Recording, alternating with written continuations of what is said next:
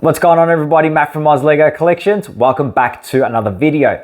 So today we're going to be doing a room tour just to show you some of the progress that we've made since one of our earlier videos where we pulled down not only the entire city but the room as well. And back then there was mess and Lego absolutely everywhere.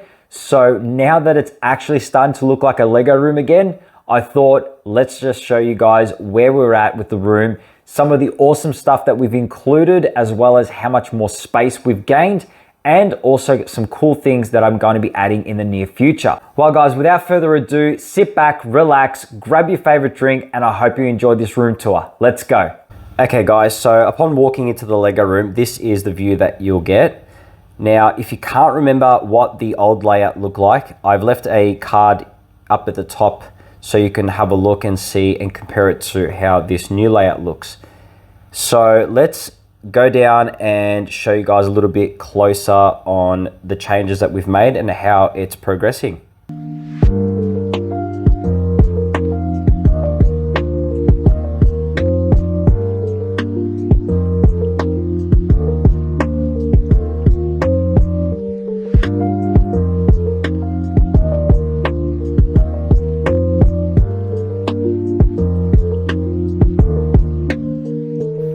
Okay, so starting with this area over here, I bought a new building / gaming desk because I've wanted to add my PlayStation 5 and gaming equipment down in the Lego room for quite some time.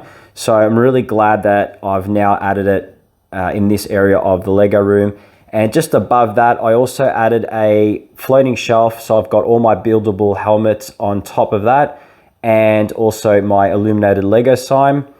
And above that, we now have the Batwing on display. Now, initially it was over in that top corner there, but since I removed the TV and I thought, you know what, it looks a lot better having the Batwing center of the room. So I've now located it just above the floating shelf, and I think it just came out really nice. Looks a lot better, and it goes with the whole display theme that I'm going with in this area of the Lego room.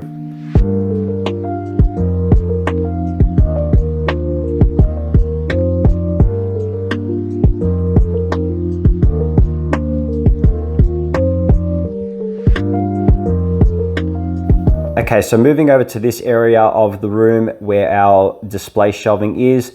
Now, I used to have it a little more center to the room around here, but I decided to push it all the way to the far right, which I'm really happy about for two reasons. The first one is, as soon as you walk into the room, you straight away see all the Lego on display, which I think looks really good. And the second reason is it's now freed up all this wall space above the amusement park to add more floating shelves, which we're going to do, and allows me to build more Lego and display it above the city, which I think will look really good. So happy with that decision. And as far as what we've got on display on the shelving, it's pretty much most of the stuff that I originally had on the shelving. Now, I have shuffled a few sets around just to change it up a little bit, and I've also made a little bit of space to add some new builds. And I also did move all my Lego pieces and containers over in this corner here. I still have to sort some of it out and neaten it up a little bit, but it definitely looks a lot neater than where I initially had it, which was pretty much on the floor. So really happy with this area here and how it's taken shape. So over to this area of the room, we have touched on the new Lego City layout in one of my last videos, but we'll start from the center part. Now, I have got a temporary table that I'm using to film. As you can see, I've got all my lighting there. And also generally where I'm building at the moment, most of the stuff that I'm doing is for the city, so it makes sense that everything's sort of right there. Now, I initially wasn't planning to have any tables in the center of the room because, as you can see, if I zoom out a bit, I've got plenty of space to walk around, and you can see all parts of the city and everything I've got on display underneath. So initially, like I said, I didn't want to have anything in the middle, but now that I've had this temporary table here, it doesn't look that bad. I mean, I'm thinking of having something a little bit more permanent there, and I could even get some display cubes underneath just to add more Lego sets and fill that bottom area up. But I'm thinking of adding this as a permanent desk, and like I said, it's just got good scenery for when I film, and I'm also very close to the city when I'm working on it. So let me know what you guys think about that idea, but that's where I'm sort of heading at the moment. And now, as you can see, we've changed the Lego City layout. Initially, it was 1.5 meters in depth from that end to this corner here, and it made it super difficult to work on and also really hard to display or show the Lego City properly. So one of the biggest changes that was done in the room was configuring the entire Lego City and making it basically like almost like a U shape, I guess, sort of. But I really feel that it looks a lot better, a lot more spacious. We've got all our displays underneath the Lego City, which looks really cool. So it's not just empty. Now, these 3 shelving were initially where the new desk is over in the back wall where we showed you earlier. And I modified them a little bit so that way they do fit nicely underneath the Lego City.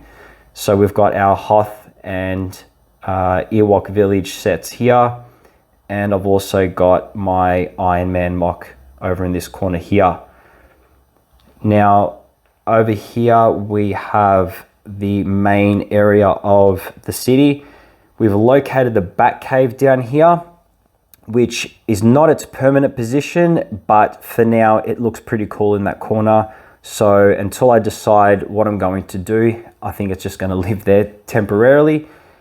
And underneath this part of Lego City, we still have one of our display cubes, which I'm not finished with yet. I still need to light it up and add some more stuff down here. And coming around here to the left part of the room / city, I have got some other displays on here, such as the Ninja Turtle lair, and I've also just got some of my parts and pieces that I'm using currently on the city. And then around this area here is where we finish up the left corner of the city. So overall, I think the whole layout of the room really accommodates the city quite well, which is the biggest part of my room technically. But if I show you from where I'm standing with the Lego City, this is the room from this angle. So as you can see, we do have quite a lot more space, and it just looks a lot more organized. And I've just got plenty of, like I said, space to really display and move around. That was my biggest thing. I wanted to be able to move around the room a lot easier.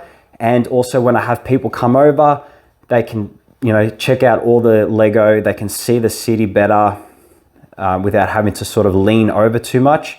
And this configuration has allowed me to do that.